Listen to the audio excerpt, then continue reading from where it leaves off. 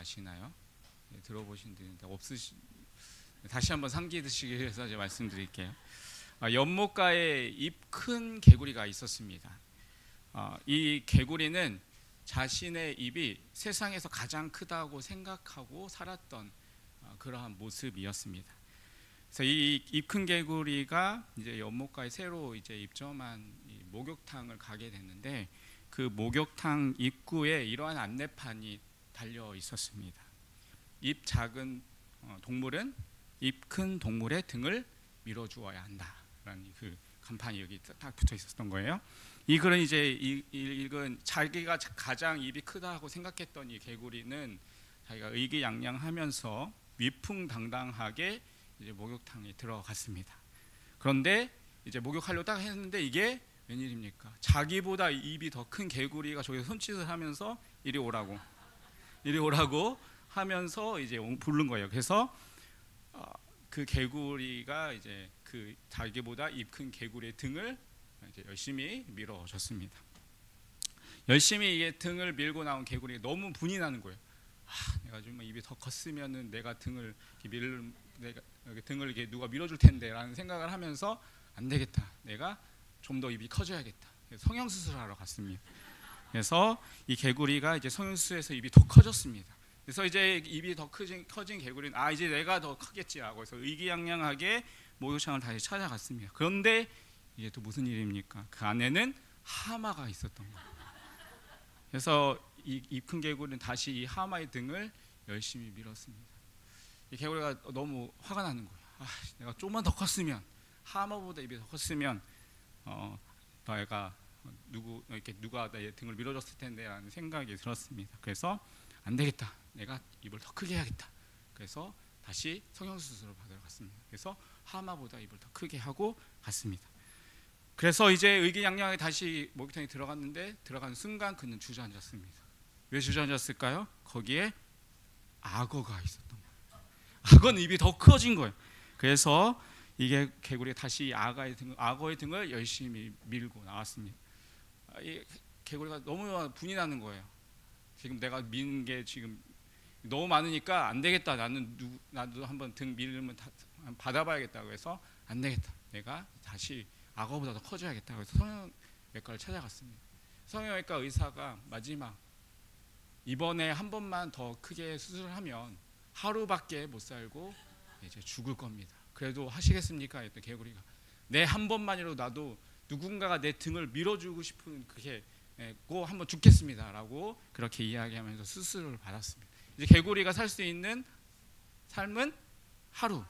의기양양하게 목욕탕을 찾아갔습니다. 그런데 목욕탕에 도착한 개구리가 얼굴이 하얗게 질렀습니다. 왜 그랬을까요? 금일휴업. 금일휴업. 개구리는 결국 등을 한 번도 밀림을 당해보지 못하고 그렇게 생을 마감했다고 합니다. 여러분, 이 이야기가 이렇게 흔히 우리가 듣는 재미있는 이야기지만 우리가 다시 한번 생각해 보게 되는 그러한 이야기인 것 같습니다. 여러분, 혹시 요즘 나는 만족하며 살고 있다라는 그러한 고백을 하실 수 있으실까요? 내가 돈이 조금 더 있으면, 나에게 건강이 조금 더 회복되면, 아니면 나의 자녀가 조금 더 잘 되면 내 마음이 좀 더 평안하고 또 안정될 것 같지만, 막상 여러분 그 순간이 와도 우리는 또 다른 부족함을 느낄 때가 많이 있습니다. 그러니까 우리가 원했던 것을 얻고 나면 잠시 그것을 통해서 기쁘다가도 우리는 또 다른 부족함이 밀려옵니다. 오늘 우리가 앞서서 읽었던 그 빌립보서 4장 6절에서 7절 말씀을 통해서 우리는 이 바울의 고백을 들었습니다. 그는 뭐라고 이야기하고 있습니까? 아무것도 염려하지 말고 다만 모든 일에 기도와 간구로 너희 구할 것을 감사함으로 하나님께 아뢰라. 그리하면 모든 지각에 뛰어난 하나님의 평강이 그리스도 예수 안에서 너희의 마음과 생각을 지키시리라. 여러분, 바울이 이 고백을 하고 있는데, 이 고백을 하고 있는 이 바울의 모습을 한번 생각해 보시기 바랍니다. 바울이 지금 어떠한 상황에 있습니까? 쇠사슬에 묶여 있고 또 자유도 빼앗겨 있고 언제 죽을지도 모르는 그러한 상황이었습니다. 그런데도 바울은 이 고백을 통하여서 평강을 누리라라고 말합니다. 여러분, 그가 어떻게 이렇도록 흔들리지 않을 수 있었을까요? 그가 말한 평안은 단순한 어떠한 감정 조절이나 어떠한 자기 암시였을까요? 아니면 실제로 자기의 삶 속에서 체험된 구체적인 어떠한 비밀이 있었을까요? 오늘 우리가 함께 읽을 빌립보서 4장 10절에서 23절은 바로 이 질문에 대한 대답을 이야기해주고 있습니다. 바울은 빌립보 교회가 자신을 돕기 위한 그러한 선물을 또 언급하면서 단순히 그것에 대해서 감사함만을 이야기하지 않습니다. 감사의 고백은 더 깊은 또 차원으로 들어갑니다. 바울은 오늘 11절을 통해서 이렇게 말합니다. 내가 궁핍함으로 말하는 것이 아니라 어떠한 형편이든지 나는 자족하기를 배웠다라고 말을 하고 있으면서 또 13절을 통하여서 내게 능력 주시는 자 안에서 내가 모든 것을 할 수 있느니라 라고 이야기합니다. 여러분, 이 고백이 얼마나 놀랍습니까?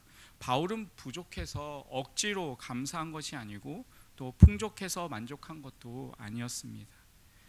그는 어떠한 형편이든지 또 어떠한 상황이든지 주님 안에서 만족을 배우고 또 그 안에서 능력을 고백을 했습니다.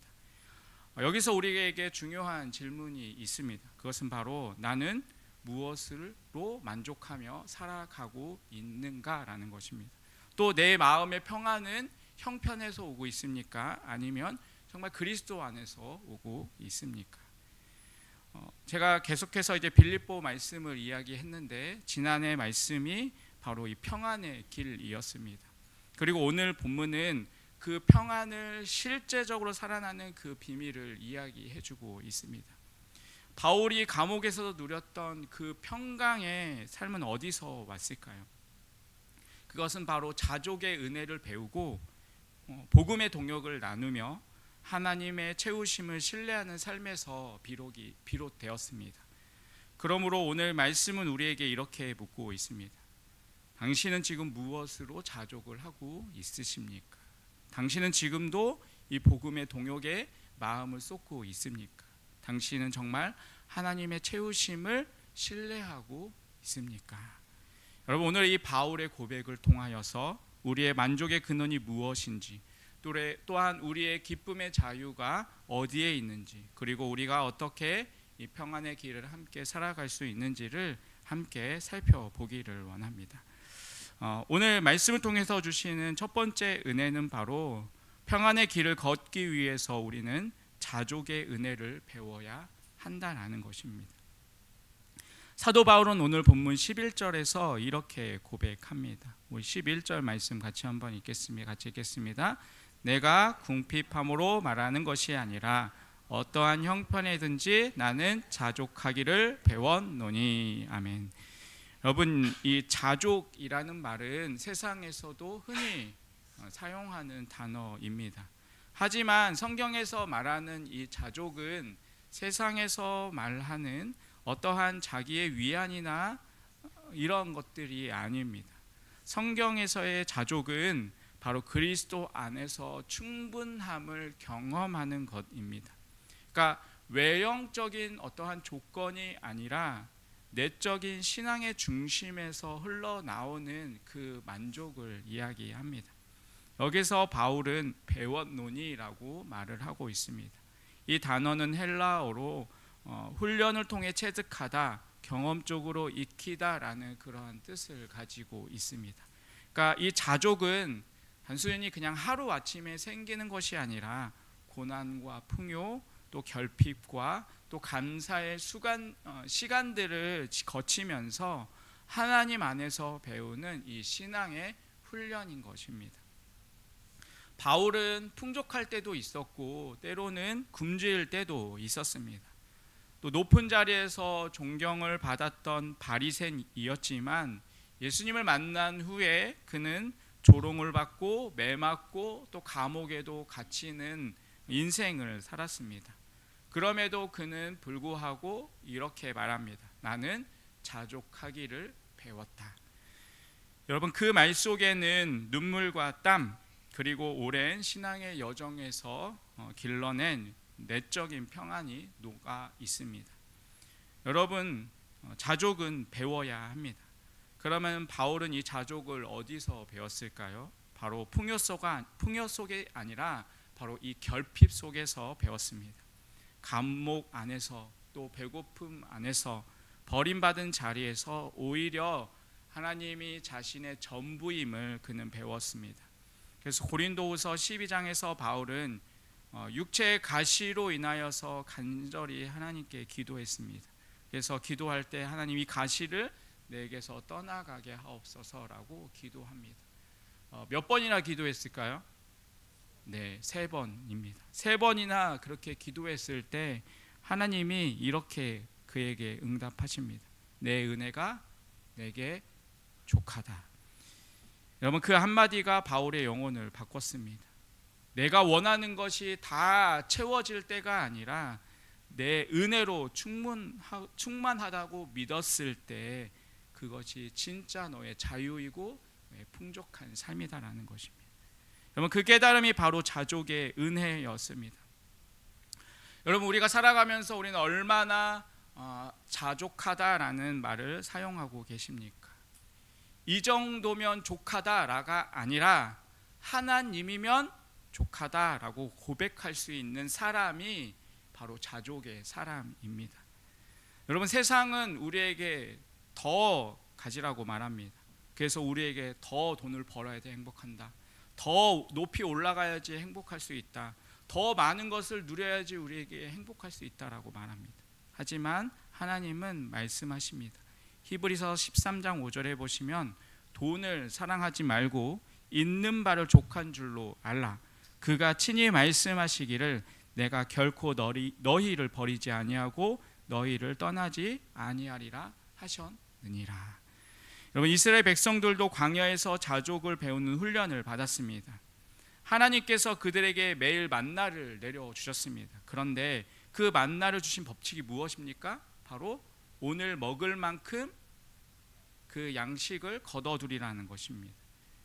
여러분, 많이 거두어도 남지 않고 적게 거두어도 부족하지 않다라는 것입니다. 하나님은 그들의 배고픔을 채워주셨지만 동시에 하루하루 하나님을 의지하는 법을 가르쳐 주셨습니다. 그것이 바로 자족의 훈련이었습니다. 그러나 이스라엘 백성들은 자꾸 애굽을 그리워했습니다. 그러면서 생각하는 것이 우리가 그곳에서 고기 가마 곁에 있었던 그때가 좋았다라고 이야기를 합니다. 여러분, 그들의 불평은 단지 음식 때문이 아니었습니다. 그들의 마음에 아직 이 애굽에 또 세상에 묶인 것들이 있었기 때문입니다. 하나님께서 만나를 통하여서 가르쳐주고 싶었던 것은 내가 너희의 공급자이다. 내가 너희의 만족의 근원이다라는 것이었습니다. 이와 반대로 다윗은 광야에서도 자족을 배운 사람이었습니다. 다윗은 힘들고 어려웠을 때 시편 23편 1절을 통해서 이렇게 고백합니다. 여호와는 나의 목자시니 내게 부족함이 없으리로다. 여러분, 이 고백은 왕궁의 평안한 자리에서 나오고 있었던 고백이 아니었습니다. 도망자의 처절한 자리에서 또 아무것도 없지만 바로 하나님 한 분이면 내가 충분하다라는 그런 믿음의 고백에서 흘러나온 것입니다. 여러분, 참된 평안은 환경이 아니라 관계에서 나옵니다. 하나님과의 관계가 바로 서면 세상이 흔들려도 내 안에서 평안은 결코 흔들리지 않습니다. 그 관계에서 배우는 것이 바로 이 자족의 은혜입니다. 여러분, 오늘 내 마음은 어디에 있으십니까? 혹시 세상에 말하는 그 기준 때문에 내 삶을 부족하게 느끼고 있지는 않으십니까? 비교가 평안을 빼앗고 욕심이 감사의 자리를 빼앗고 있지는 않으십니까? 바울은 오늘 우리에게 이렇게 도전을 하고 있습니다. 우리 13절 말씀 같이 한번 읽겠습니다. 13절입니다. 내게 능력 주시는 자 안에서 내가 모든 것을 할 수 있느니라. 아멘. 여러분, 우리가 이 말씀을 단지 그냥 무엇이든지 다 할 수 있다라는 어떠한 긍정적인 메시지로 이야기하는 것이 아닙니다. 이 말씀은 나는 그리스도 안에서 나의 모든 상황들을 견디고 감사하고 만족할 수 있다라는 그러한 신앙의 고백인 것입니다.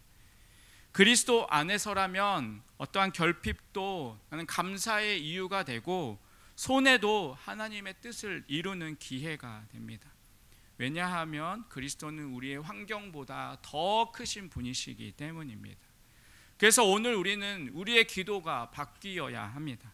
하나님 더 주세요에서 하나님 지금 주신 것으로 나는 감사합니다.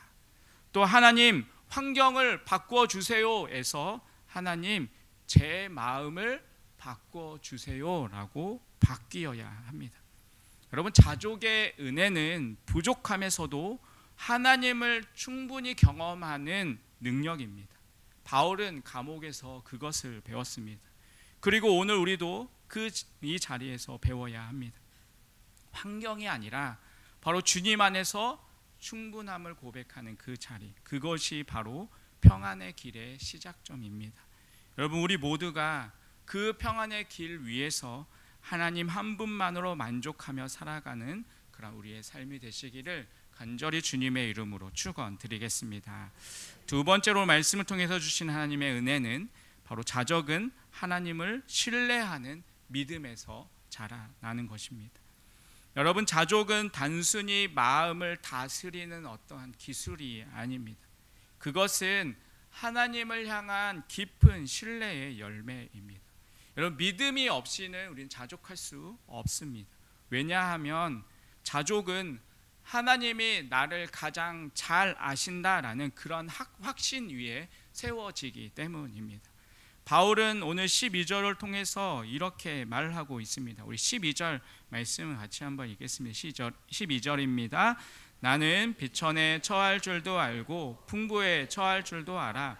모든 일 곧 배부름과 배고픔과 풍부와 궁핍에도 처할 줄 아는 일체의 비결을 배웠노라. 아멘. 바울은 인생의 고비마다 바로 이 하나님을 신뢰하는 법을 배웠습니다. 그는 높을 때도 하나님을 의지했고 낮을 때도 하나님을 원망하지 않았습니다.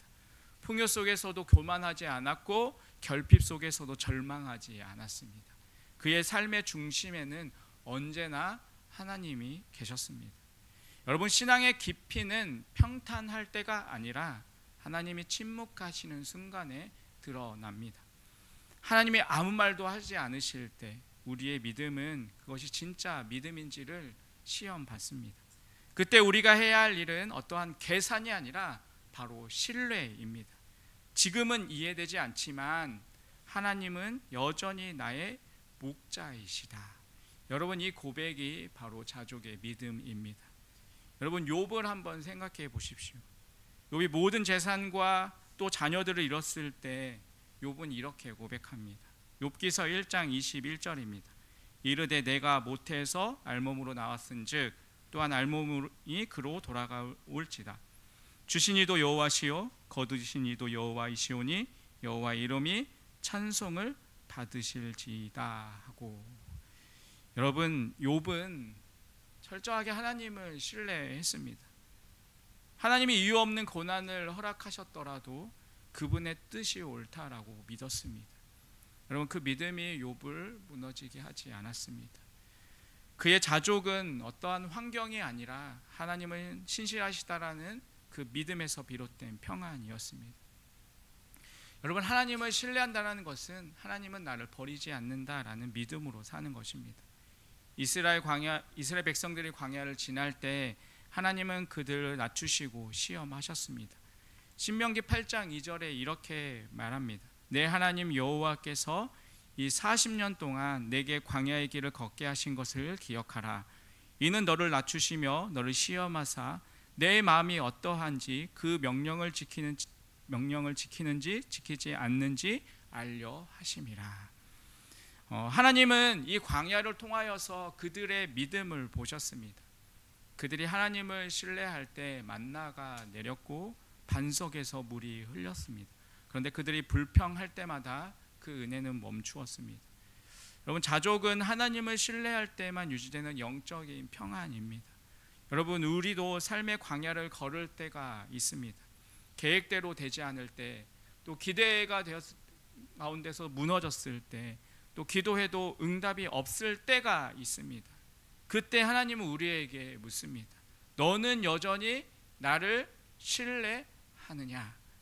여러분, 그 질문 앞에서 자족하는 사람은 이렇게 대답합니다. 네, 주님, 제가 이해하지 못해도 주님은 선하십니다. 그 신실하신 주님을 제가 끝까지 믿습니다. 여러분, 이 믿음이 바로 자족의 근원입니다. 여러분, 하나님을 믿는다는 것은 결과를 믿는 것이 아니라 그 인격을 믿는 것입니다. 그 결과가 내 뜻과 다를지라도 그 하나님의 성품을 신뢰하는 것입니다. 하나님은 언제나 선하시다. 하나님은 나보다 나를 더 잘 아신다. 여러분, 이 믿음이 있을 때 우리는 불평보다 감사로, 두려움보다 평안으로 나아갈 수 있습니다. 여러분, 하박국 선지자가 나라가 망해가고 또 세상에 불의가 가득한 상황 속에서 하나님께 기도하고 하나님께 응답을 받습니다. 그 하나님의 응답을 받고 하박국 선지자는 하박국 3장 17절에서 18절을 통해 이렇게 고백합니다. 비록 무화과 나무가 무성하지 못하며 포도나무에 열매가 없으며 감람나무에 소출이 없으며 밭에 식물이 없으며 우리의 양이 없으며 외양간에 소가 없을지라도 나는 여호와로 말미암아 즐거워하며 나의 구원의 하나님으로 말미암아 기뻐하리로다. 여러분, 이것이 바로 하나님을 신뢰하는 믿음의 자족입니다. 환경이 무너져도 하나님이 계시기에 무너지지 않는 그 마음, 여러분, 그것이 진짜 평안입니다. 여러분, 우리의 삶도 늘 하박국의 상황과 같습니다. 때로는 모든 것이 멈춘 것처럼 보이고 기도해도 응답이 없을 때가 있습니다. 여러분, 그러나 하나님 그 가운데서도 여전히 일을 하고 계십니다. 보이지 않아도, 느끼지 않아도 하나님의 손은 멈춘 적이 없습니다. 그분은 오늘도 우리를 위해 만나를 예비하시고 반석 속에 감추어진 샘물을 터뜨리십니다. 여러분, 자족은 하나님이 나의 공급자이시다라는 신뢰 위에서 세워집니다. 그래서 믿음의 사람은 부족해도 불안해하지 않습니다. 그는 알고 있습니다. 내가 부족해도 하나님은 부족하지 않습니다. 내 계획은 끊어져도 하나님의 계획은 끊어지지 않습니다. 여러분, 오늘 인생에서 하나님을 향한 신뢰가 다시금 회복되시길 바랍니다. 여러분, 내 계산을 내려놓고 내 통제의 손을 풀고 하나님을 전적으로 의지하며 살아가시기 바랍니다. 신뢰는 자족의 뿌리이고 감사의 샘물입니다. 신뢰하는 자는 어떠한 상황에서도 마음이 흔들리지 않습니다. 왜냐하면 그 마음은 이미 하나님 앞에 닻을 내렸기 때문입니다. 오늘 여러분의 삶에 아직도 풀리지 않는 그런 문제들이 있으십니까? 여러분, 그 문제를 해결하려고 애쓰기보다 그 문제를 통해서 먼저 하나님을 신뢰하는 법을 배우시기 바랍니다. 주님, 이 문제를 통하여서 제 믿음을 세워 주시옵소서. 여러분, 이 고백이 바로 자족의 시작입니다. 자족은 모든 상황을 바꾸는 힘이 아니라 그 모든 상황 속에서 하나님을 신뢰하는 힘입니다. 그 믿음이 있을 때 우리는 바울처럼 고백하게 될 것입니다. 내게 능력 주시는 자 안에서 내가 모든 것을 할 수 있느니라. 여러분, 이 모든 것이 어떠한 상황에서도 하나님을 신뢰하며 부족함에서도 감사하고 연약함 속에서도 평안을 누리며 살아가는 그런 우리 모두의 삶이 되시기를 간절히 주님의 이름으로 축원드리겠습니다. 여러분, 마지막으로 우리에게 주신 하나님의 은혜는 자족은 나눔과 감사로 완성이 됩니다. 여러분, 자족은 그냥 내 안에서 끝나는 것이 아닙니다. 참된 자족은 감사로 열리고 또 나눔으로 완성이 됩니다. 왜냐하면 진짜 자족한 사람은 더 이상 자신의 것을 움켜쥐지 않기 때문입니다. 그는 알고 있습니다. 내가 가진 것은 내가 아니라 바로 하나님께로부터 온 은혜이다라는 것입니다. 그래서 자족의 사람은 주는 것을 두려워하지 않습니다. 그 삶에는 감사가 흐르고 감사는 자연스럽게 나눔으로 이어집니다. 바울은 빌립보서 4장 18절을 통해서 이렇게 고백합니다. 우리 18절 말씀 같이 한번 읽겠습니다. 18절입니다. 내게는 모든 것이 있고 또 풍부한지라 에바브로디도 편에 너희가 준 것을 받았으므로 내가 풍족하니 이는 받으실 만한 향기로운 제물이요 하나님을 기쁘시게 한 것이라. 아멘. 바울은 감옥에 있었지만 감옥에서 풍족함을 노래했습니다. 환경은 가난했지만 그의 마음은 부유했습니다. 그 이유는 감사가 그의 마음을 지배하고 있었기 때문입니다. 여러분, 지금 감옥에 갇힌 사람이 나는 풍족하다라고 고백을 하고 있습니다. 왜 그럴까요? 그의 풍족은 어떤 물질이 아니라 관계와 또한 은혜에서 오는 부요함이었기 때문입니다. 그는 자신을 도운 이 빌립보 교회 성도들의 헌신을 감사함으로 받았습니다. 하지만 그 감사의 초점은 사람에게 있지 않았습니다. 바울은 그 사람의 도움 손길에서 또 하나님의 손길을 본 것입니다. 그래서 그는 19절을 통해서 이렇게 말합니다. 우리 19절 말씀 같이 한번 읽겠습니다. 같이 읽겠습니다. 시작. 나의 하나님이 그리스도 예수 안에서 영광 가운데 그 풍성한 대로 너희 모든 것을 채우시리라. 아멘. 감사로 가득한 자의 입에서는 언제나 하나님께 영광을 돌리는 고백이 흘러나옵니다. 여러분, 감사는 자족의 열매이자 자족을 더 깊게 만드는 뿌리입니다. 감사할 때 우리의 마음이 넉넉해지고 감사할 때 우리의 시야가 넓어집니다. 여러분, 불평은 우리의 시선을 문제에만 묶여두지만 감사는 우리 시선을 하나님께 올려드립니다. 감사는 현실을 바꾸지 않아도 마음의 풍경을 바꿉니다. 감사는 인생의 어둠 속에서도 빛을 보게 합니다. 성경은 이 감사와 또 나눔이 함께 간다라고 말합니다. 고린도후서 9장에서 이 바울은 연보를 권면하면서 이렇게 말합니다. 고린도후서 9장 7절에 보시면 각각 그 마음에 정한 대로 할 것이요 인색함으로나 억지로 하지 말지니 하나님은 즐겨내시는 자를 사랑하시느니라라고 말합니다. 그러면서 그는 11절을 이어서 이렇게 말합니다. 너희가 모든 일에 넉넉하여 너그럽게 연보를 함은 그들이 우리로 말미암아 하나님께 감사하게 하는 것이라라고 말합니다. 여러분, 감사는 흘러가야 합니다. 여러분, 멈추면 썩지만 흘러가면 생명이 됩니다. 자족은 단지 자신이 만족하는 그런 상태가 아니라 바로 흘려보내는 삶입니다. 하나님께 받은 은혜를 감사로 돌려드리고 그 은혜를 나눔으로 또한 이웃들에게 전하며 나아갈 때 비로소 자족은 완성이 됩니다. 우리가 누군가를 위로하고 또 베풀고 또 도울 때 그 속에서 하나님은 영광을 또 받으십니다. 여러분, 진짜 부유한 사람은 많이 가진 것이 아니라 감사할 줄 알고 나눌 줄 아는 사람입니다. 여러분, 세상은 소유로 부요를 측정하지만 성경은 감사와 나눔으로 부요를 정의합니다. 감사하지 않으면 아무리 가져도 모자릅니다. 그러나 감사하는 사람은 적어도 늘 넉넉합니다. 왜냐하면 하나님이 채워주시는 그 은혜를 보았기 때문입니다. 여러분, 우리의 삶에도 이 감사의 고백이 회복되기를 원합니다. 주님, 나에게 주신 것으로 감사합니다. 이 모든 것이 다 주님의 은혜입니다.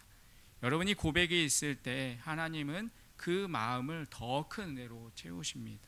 왜냐하면 하나님은 감사하는 심령을 통하여서 일을 하시기 때문입니다. 여러분, 바울의 자족은 결국 감사로 마무리됩니다. 그 감사는 환경을 초월했고 그의 나눔은 감옥의 벽을 넘어섰습니다. 그는 감옥에 있었지만 그의 영혼은 하늘에 있었습니다. 그는 결핍 중에 있었지만 그 마음은 늘 충만했습니다.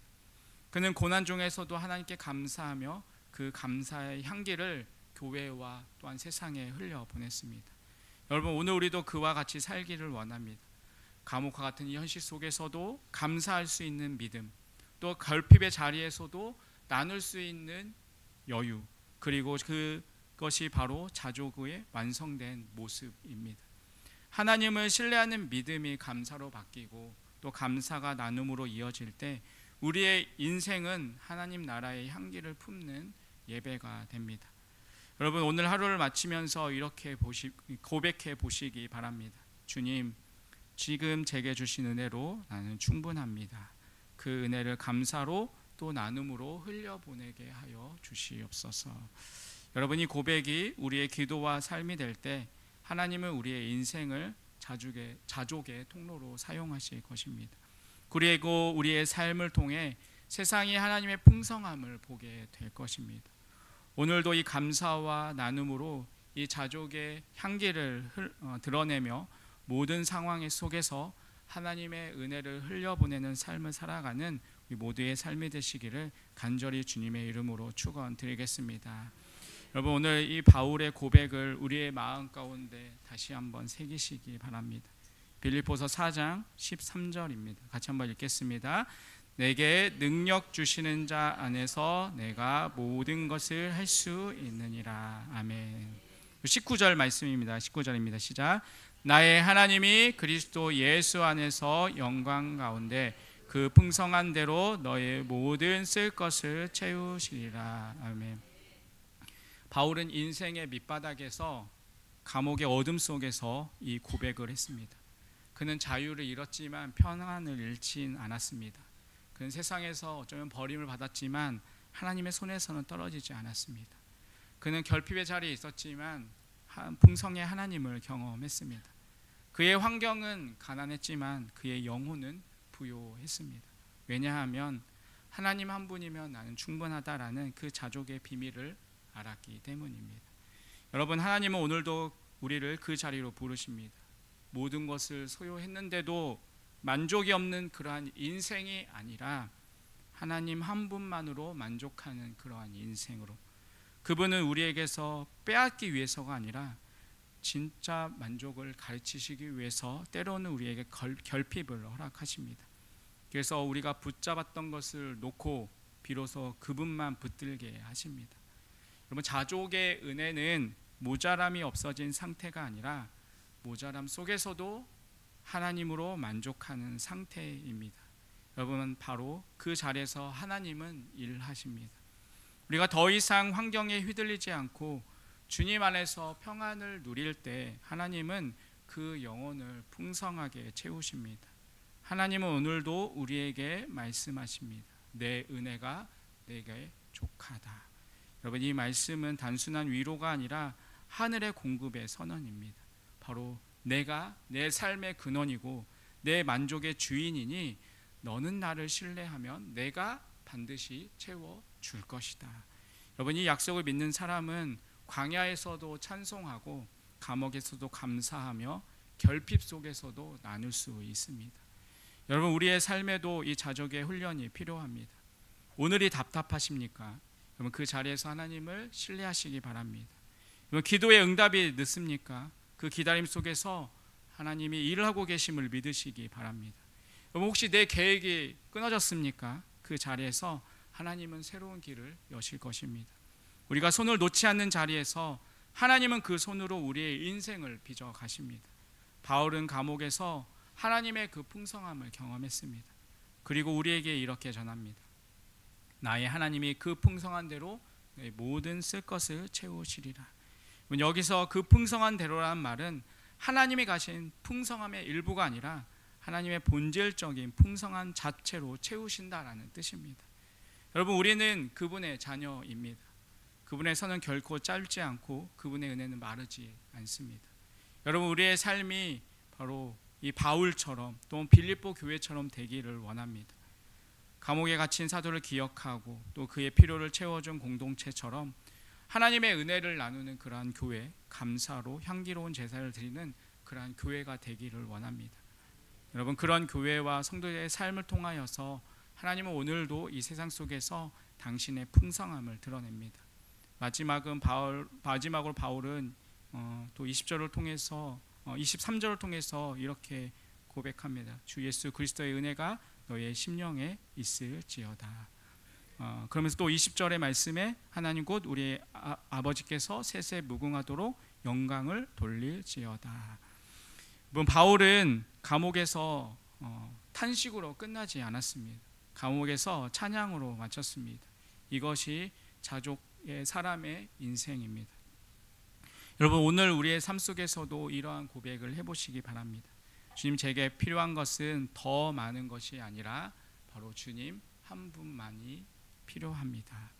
여러분, 이 고백이 진심이 될 때 하나님은 우리의 인생을 하늘의 평안과 또한 풍성으로 채워주실 것입니다. 여러분, 자족의 은혜를 배우는 사람, 하나님을 신뢰하는 사람, 감사와 나눔으로 살아가는 사람, 그 사람이 사람 앞에 오늘도 우리에게 말씀하십니다. 내가 너의 삶을 책임지며 내가 너를 풍성히 채워줄 것이다. 여러분, 오늘 이 믿음으로 오늘도 주님 안에서 만족하며 감사로 충만하고 나눔으로 향기나는 인생을 살아가는 우리 모두의 삶이 되시기를 간절히 주님의 이름으로 축원드리겠습니다. 기도하겠습니다. 하나님 아버지, 오늘 말씀을 통해 우리 자족의 은혜를 깨닫게 하시니 감사합니다. 환경이 아니라 주님 안에서 만족하며 모든 순간을 감사로 채우게 하여 주시옵소서. 결핍 속에서도 주님으로 충분하다는 믿음을 품고 나눔과 순종의 삶을 살아가게 하여 주시옵소서. 주님이 채우시는 풍성함 속에서 평안과 기쁨이 넘치는 우리 인생이 되게 하여 주시옵소서. 예수님의 이름으로 기도드립니다. 아멘.